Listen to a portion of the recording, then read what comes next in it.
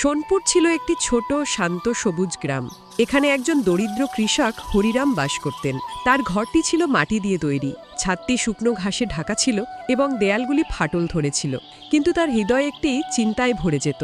কঠোর পরিশ্রম এবং সততা একজন মানুষের সবচেয়ে বড় সম্পদ। প্রতিদিন সকালে হরিনাম সূর্যোদয়ের আগে উঠে তার পুরানো গরুর গাড়িতে করে মাঠের দিকে রওনা দিতেন। তিনি গরম এবং বৃষ্টি সহ্য করতেন, কিন্তু তিনি কখনো কাজ থামাতেন না। গ্রামবাসীরা তাকে দেখে জিজ্ঞাসা করত, হরিরাম, ভাগ্য যখন তোমার সাথে থাকে না তখন তুমি এত পরিশ্রম করো কেন? হরিরাম হেসে উত্তর দিত, আমি ক্ষেত বপন করি, ঈশ্বর ফল দেন। একদিন হরিরাম তার ক্ষেত চাষ করছিল। গরুগুলি ক্লান্ত ছিল, তার মুখ দিয়ে ঘামের ধারা বয়ে যাচ্ছিল। হঠাৎ একটি হালকা ধাক জোরে কিছু একটাতে আঘাত করল, যার ফলে শব্দ হল।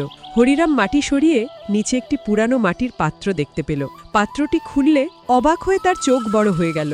এটি চকচকে সোনার মুদ্রায় ভরা ছিল। সে কয়েক মুহূর্ত চুপ করে রইল। তারপর তার মনে একটা কণ্ঠস্বর এলো, হরিরাম, তোমার দারিদ্র্যের অবসান হতে পারে, কেউ জানতেও পারবে না। কিন্তু পরের মুহূর্তে তার বিবেক বলে উঠল, তুমি এটা তোমার জমিতে খুঁজে পেয়েছো, কিন্তু এটা অন্য কারোরও হতে পারে। তুমি যা কঠোর পরিশ্রম করে আয় করনি তা তোমার নয়। হরিরাম গ্রামের প্রধানের কাছে পাত্রটি নিয়ে যাওয়ার সিদ্ধান্ত নিল। গ্রামবাসীরা অবাক হয়ে গেল। তুমি বোকা, কে এটা দেখেছে? তুমি যদি এটা রাখতে তাহলে তোমাকে কে দেখত? কিন্তু হরিরাম বলল, আমি যদি আজ মিথ্যা বলে ধনী হয়ে যাই তাহলে আগামীকাল আমার সততা হারাবো। সে পাত্রটি গ্রামের প্রধানের বাড়িতে নিয়ে গেল এবং তাকে সত্য কথা বলল। প্রধান বলল, হরিরাম, তোমার সততার জন্য আমি গর্বিত, ঠিক আছে। সে প্রাসাদে গিয়ে রাজাকে খবর দিল। রাজা হরিরামকে তার দরবারে ডেকে পাঠালেন। সেখানে অনেক মন্ত্রী এবং সৈন্য উপস্থিত ছিল।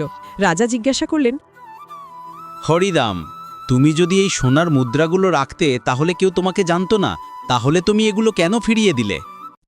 হরিরাম মাথা নিচু করে উত্তর দিল, মিথ্যা দিয়ে অর্জিত সম্পদ কখনো স্থায়ী হয় না। আমি দারিদ্র্যের মধ্যে থাকতে পারি, কিন্তু অসততার বোঝার নিচে নয়। রাজা মুগ্ধ হয়ে হরিরামকে বললেন, হরিরাম, আমি তোমার সততা পরীক্ষা করতে চেয়েছিলাম, তুমি এতে উত্তীর্ণ হয়েছ। রাজা ঘোষণা করলেন, আজ থেকে হরিরামকে একই ক্ষেত এবং সেই সমস্ত টাকা পুরস্কার হিসেবে দেওয়া হবে। এখন হরিরামের ভালো জমি ছিল, বাড়িটি মেরামত করা হয়েছিল, একজোড়া নতুন গরু দেওয়া হয়েছিল। কিন্তু সে এখনও সেই পুরানো হরিরামই ছিল, নম্র, সত্যবাদী এবং পরিশ্রমী। গ্রামের ছেলেমেয়েরা তাকে সৎ হরিনাম কাকা বলে ডাকতে শুরু করে। সে সবাইকে একই কথা শিখিয়েছিল, ছেলে, ভাগ্য সোনার মুদ্রা দিয়ে তৈরি হয় না, এটি সত্য দিয়ে তৈরি হয়।